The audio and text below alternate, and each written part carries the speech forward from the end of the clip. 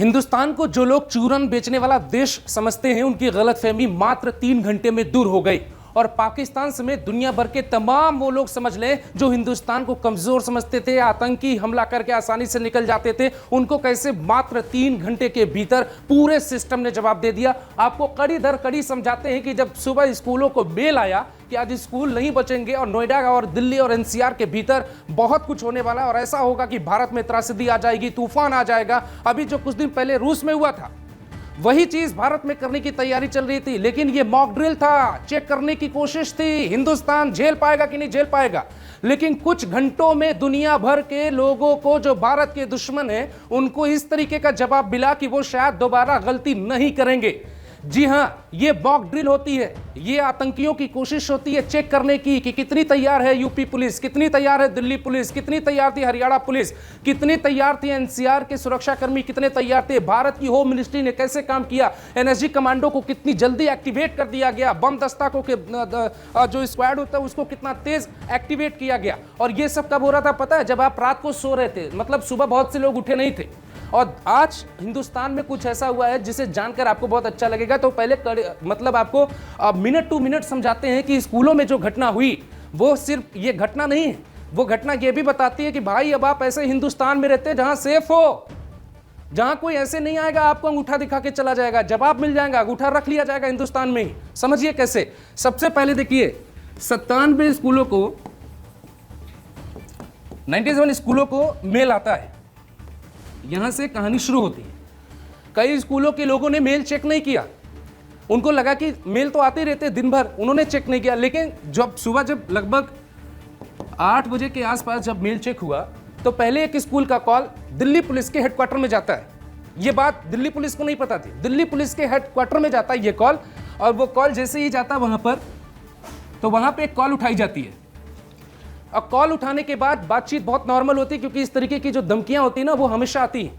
कोई साइको, कोई बीमार, कोई परेशान, कोई पागल, इस तरीके की आदतें उनकी होती हैं और वो कॉल कर देते हैं। लेकिन लेकिन लेकिन अगले 1 घंटे में 50 से ज्यादा कॉल दिल्ली हेडक्वार्टर में पहुंच गया। अगले ही कुछ सेकंड में यूपी के कंट्रोल रूम यानी कि लखनऊ में डायल 112 में 20 से ज्यादा कॉल पहुंच गए। नोएडा पुलिस की नींद उड़ गई, दिल्ली पुलिस की नींद उड़ गई। और जब दिल्ली पुलिस को जब कॉल पहुंचा दोस्तों, उसके बाद क्या हुआ, दिल्ली पुलिस के पास जब बैक टू बैक कॉल पहुंचे और जब पुलिस ने मेल मंगवाया और जिस स्कूल से कॉल आया वहां पे फायर ब्रिगेड की गाड़ी, वहां पे पुलिस की टीम, एसएचओ, डीसीपी रैंक के अधिकारी जब वहां पे पहुंचे तो उन्होंने जब मेल देखा तो मेल में एक शब्द लिखा था। मेल में जो शब्द लिखा था उसने पूरी कुंडली खोल दी कि ये कोई भाई हल्का इंसान नहीं है, ये कोई ऐसा है जो हिंदुस्तान की ताकत को चेक करना चाहता है कि हिंदुस्तान तैयार है या नहीं है, या फिर हम आज चेक कर लेते हैं, अगली बार घटना को अंजाम दे देंगे।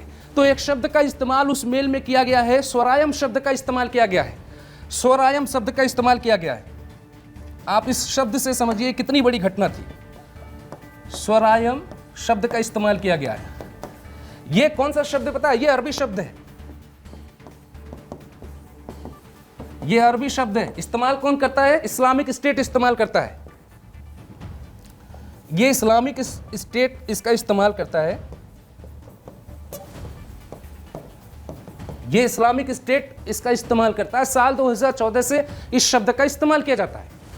इसके बाद कहानी खुलती है और पूरी फोर्स, अब यहां से केस पूरा बदल जाता है।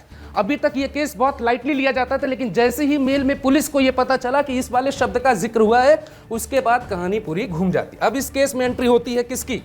इस केस में एंट्री होती है सबसे पहले होम मिनिस्ट्री की।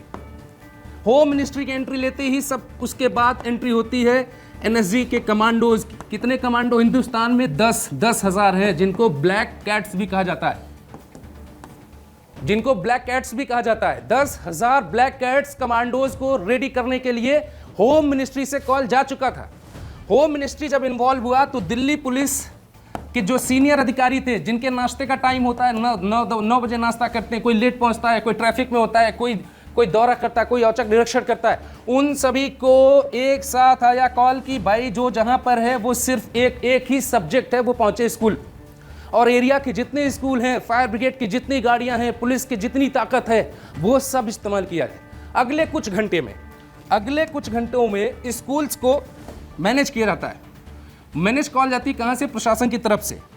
मैनेज कॉल जाती है प्रशासन की तरफ से और उन्हें कहा जाता है कि आप जो है सबसे पहले, अब होम मिनिस्ट्री की तरफ से, एचएम की तरफ से एक बयान आता है, कहा जाता है कि डरने की कोई ज़रूरत नहीं, हम लोग हैं।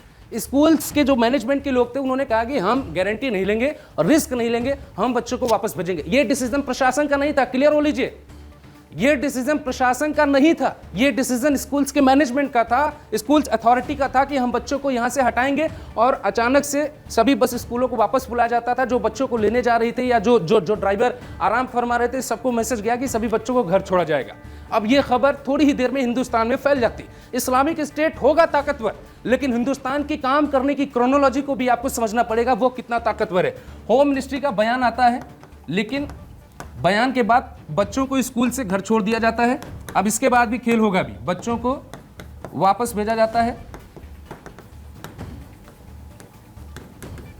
ठीक है, अब आप समझिए, अब आप ये समझिए, होम मिनिस्ट्री इन्वॉल्व होती है। एनएसजी के कमांडो को शामिल किया जाता है।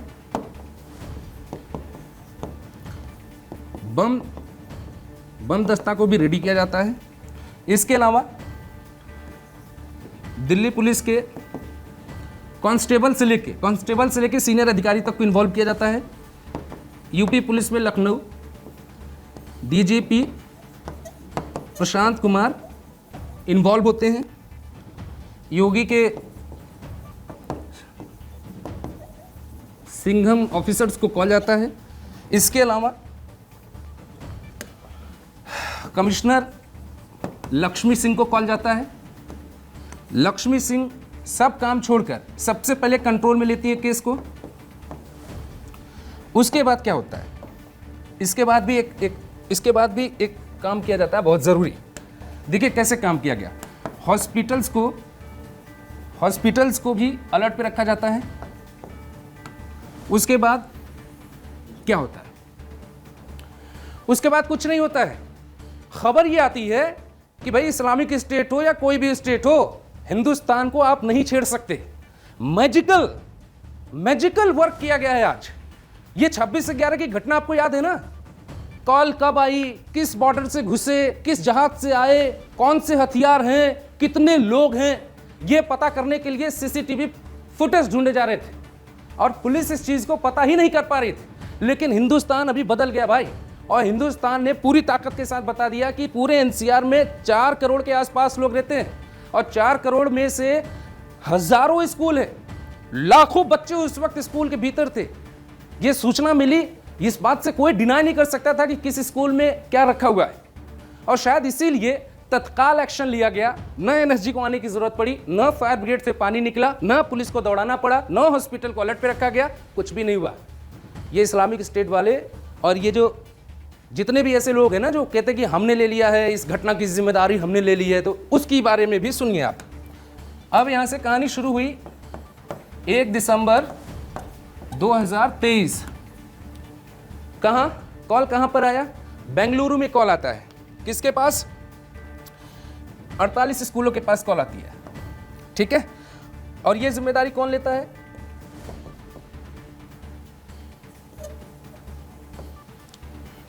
मुजाहिदीन लेता है। कुछ नहीं मिलता वहां भी, कुछ नहीं मिलता यहां भी। मॉक ड्रिल करने की कोशिश थी, जानने की कोशिश थी हिंदुस्तान कितना तैयार है, क्या आज का हिंदुस्तान वही 26/11 वाला है या हिंदुस्तान पूरी तरह से बदल चुका है। एनसीआर के साथ साथ लखनऊ के भी कुछ स्कूलों से कॉल आया और वहां पर भी यूपी पुलिस ने सक्रियता दिखाते हुए ये बताया कि यहां कुछ भी नहीं है। दिल्ली पुलिस की तरफ से बयान जारी किया गया, ये मात्र एक अफवाह थी, लेकिन ये अफवाह नहीं थी। ये अफवाह नहीं थी, ये अफवाह इसलिए फैलाई गई थी क्योंकि ताकत को चेक करने की कोशिश की जाती है और सिस्टम को इन्वॉल्व करने की कोशिश की जाती है। ये कुछ लोग होते हैं जो ये पता करने की कोशिश करते हैं कि अगर हम इस तरीके की एक्टिविटी में शामिल होते हैं तो भारत किस तरीके से हमको घेरने की कोशिश करेगा। कहां से आईपी कहां से मिली पता आपको? आईपी मिली है रशिया से। लेकिन आपको पता है ये रशिया नहीं बैठा होगा, ये रशिया बैठा ही नहीं होगा। ये हो सकता है यूपी के सहारनपुर में बैठा हो, यूपी के सहारनपुर में बैठकर ये मेल भेज रहा हो, क्योंकि यूपी के सहारनपुर में हर महीने कुछ न कुछ ऐसे लोगों को पकड़ा जाता है जो पाकिस्तान से उनका कनेक्शन निकलता है। नाम तो गिनाने की जरूरत नहीं है, नाम आपको पता होगा। तो ये यूपी के सहारनपुर में बैठा होगा या हिंदुस्तान के किसी ऐसे हिस्से में बैठ के मेल कर रहा होगा, या पटना के उस इलाके में बैठा होगा जिनका ख्वाब था कि साल 1947 तक 2047 तक भारत को हम इस्लामिक स्टेट बना देंगे, हमारा प्राइम मिनिस्टर होगा। तो जब बेंगलोर ये वाली जब कॉल आई थी 1 दिसंबर 2023 को जो कॉल आई थी, तो उसमें एक शब्द का इस्तेमाल किया गया था कि हम चाहते हैं कि सभी बच्चे अल्लाह के गुलाम बने। तो ये जो खुरापात करने की कोशिश कर रहे हो ना भाइयों, मत करो, अब नहीं हो पाएगा। देख लिया ना मॉक ड्रिल, चेक हो गया ना सिस्टम, कुछ नहीं हुआ, कोई हड़बड़ी नहीं, कोई गड़बड़ी नहीं। अगर आपने रखे भी होते ना कुछ इस तरीके के सामान स्कूलों में तो पकड़े जाते, पकड़े तो अभी भी जाओगे, इस बार नहीं बचोगे, ये पक्का है। तो ये कहानी है, होम मिनिस्ट्री से लेकर कांस्टेबल तक को सलाम है, बेहतरीन काम किया इस बार।